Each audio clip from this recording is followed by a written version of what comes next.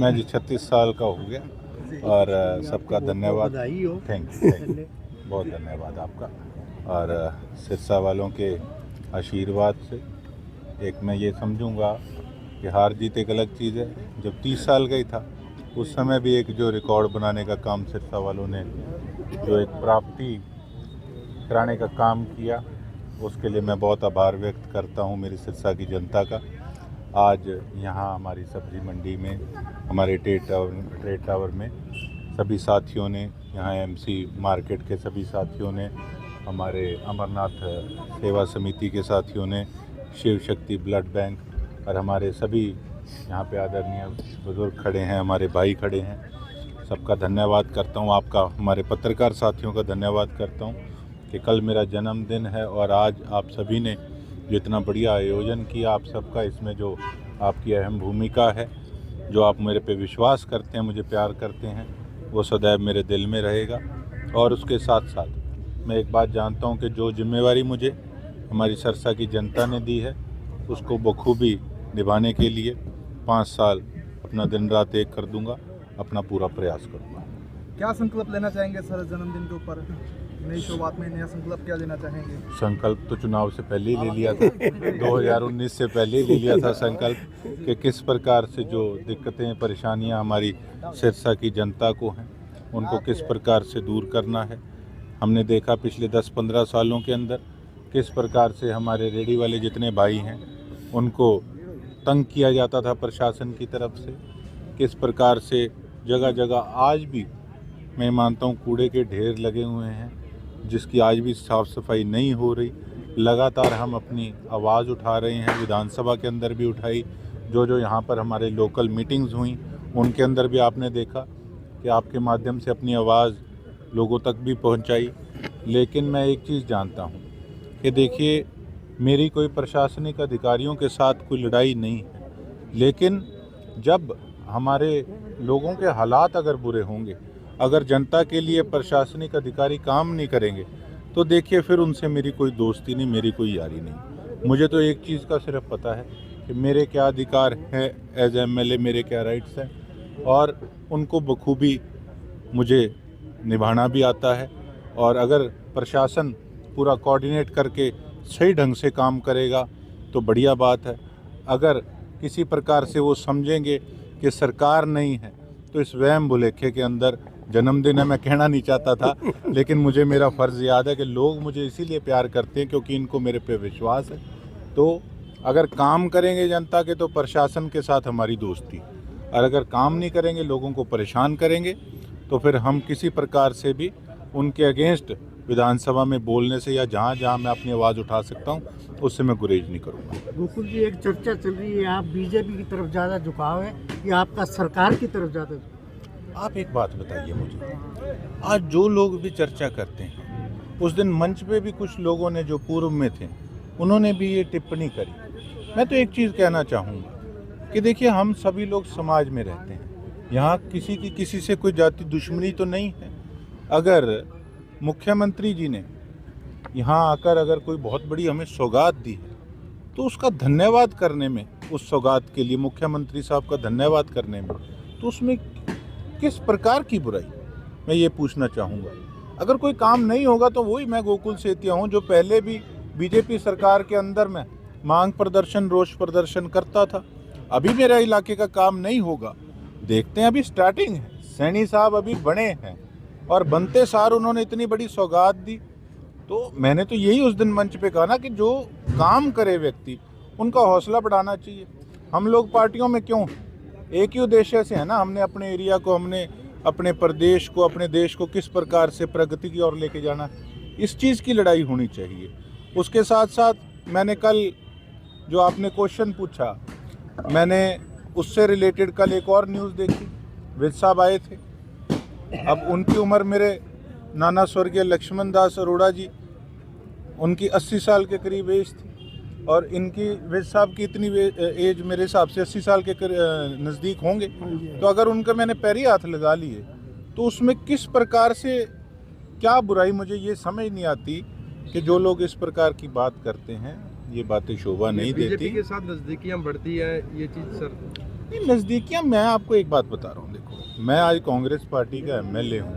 Congress party ने मेरे पे विश्वास जताया, मुझे टिकट दी, मुझे चुनाव लड़वाया, मैं उनका धन्यवाद करता हूँ। लेकिन आप एक बात बताइए, विधानसभा के अंदर हम सभी इकट्ठे एक टेबल पे खाना खाते हैं, तो यहाँ पे अगर हमने धन्यवाद कर दिया, उन्होंने हमें कुछ यहाँ पे लोगों के लिए कोई सुख सुविधाएं दी, तो हम क्या मंच नहीं साझा कर सकते?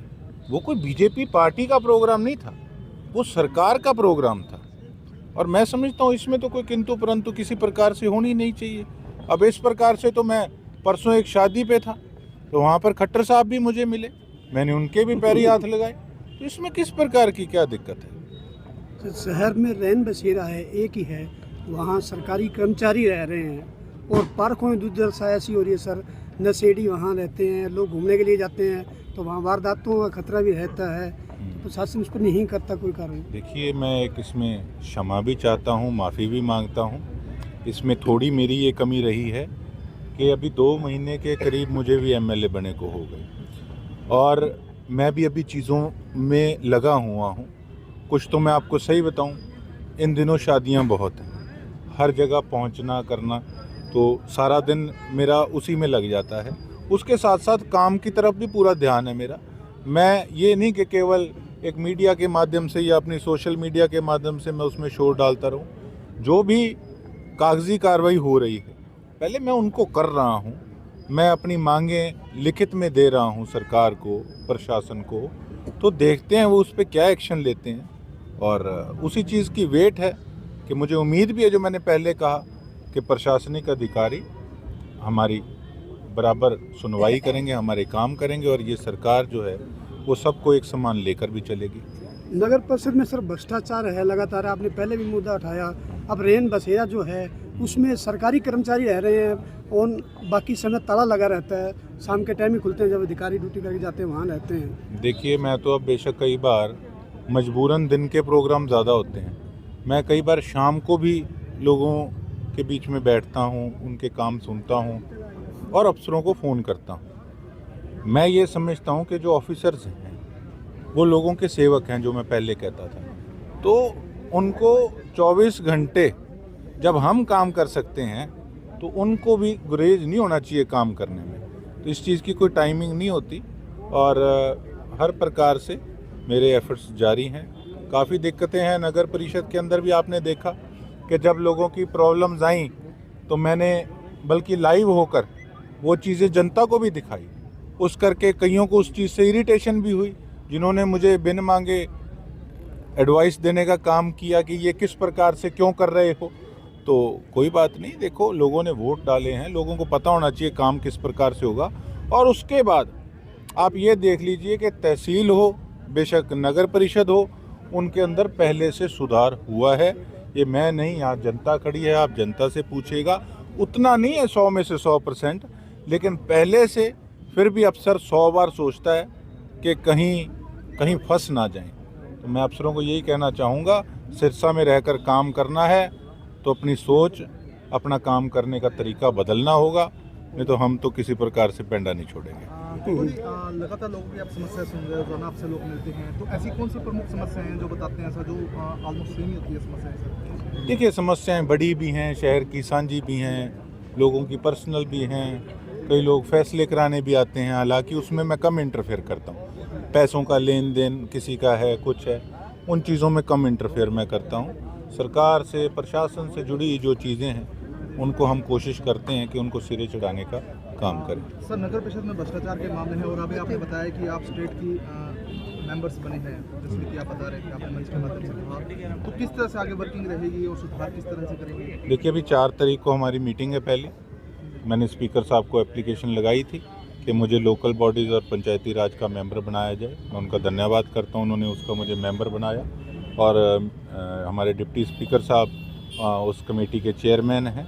अभी पहली हमारी मीटिंग होगी और मैं उम्मीद करता हूँ कि हमारे जो डीएमसी साहब हैं सिरसा के, बेशक ईओ साहब हैं, ये पहले जो ईओ का हाल था और जब डीएमसी नहीं थे तब कितना बुरा हाल था। लेकिन अब हम काम जो कहते हैं, मैंने ये देखा कि पहले से काफ़ी सुधार है, लेकिन धरातल पर जो चीज़ें होनी चाहिए, जैसे स्ट्रे कैटल फ्री मैंने कहा था, एक दिन अभियान चला, उसके बाद मामला ठंडा हो गया। तो मैं एक ही बात कहना चाहूँगा कि देखो, ये नहीं कि मुझे रोज़ कहना पड़े कि आपके क्या फ़र्ज़ हैं, आपके क्या कर्तव्य हैं। देखो, अभी 15-20 दिन महीना लगेगा, उसके बाद इसी काम पे हैं, चौकों में बैठेंगे अफसरों को लेकर, मोहल्लों में घूमेंगे, और अगर अफसर सही ढंग से सुधार सिरसा में नहीं करेंगे, बेशक मुझे माननीय मुख्यमंत्री जी को, बेशक अनिल विज जी हमारे ग्रीवेंसेस के चेयरमैन हैं, बेशक उनको किसी दिन यहाँ पर बुलाकर उनको रिक्वेस्ट करके कि आप आइए और शहर के अंदर वो जगह दिखाने का काम करेंगे कि प्रशासन ने क्या हाल बना रखा है, और उस समय जवाब देना मुश्किल हो जाएगा। तो अगर खुद ही अफसर सही ढंग से काम करें तो उनके लिए बेहतर रहेगा। यानी सुधार वरना सुधार। मेरा काम क्या है? मेरा काम क्या है? वोट इन्होंने नहीं लिए, वोट मैंने लिए हैं, इसलिए ये जवाबदेही भी मेरी बनती है। मुझे भी कोई शौक़ नहीं है कि 24 घंटे अफसरों से लड़ने का, लेकिन ये मेरा फ़र्ज़ है, और अगर सही ढंग से कोऑर्डिनेट करके सभी चलेंगे, मैंने कोई अपना पर्सनल काम तो कराना नहीं। अब आप देखिए कि 400-450 के करीब शिकायतें थी पब्लिक हेल्थ के अंदर, उसके अंदर से 355 के करीब जो है मामला वो सही हो चुका है, उन पे हमने काम किया है, और आपको लिस्ट भी चाहिए होगी तो वो भी मैं प्रोवाइड करा दूंगा। तो जो काम किए हैं वो आंकड़े हमारे पास हैं।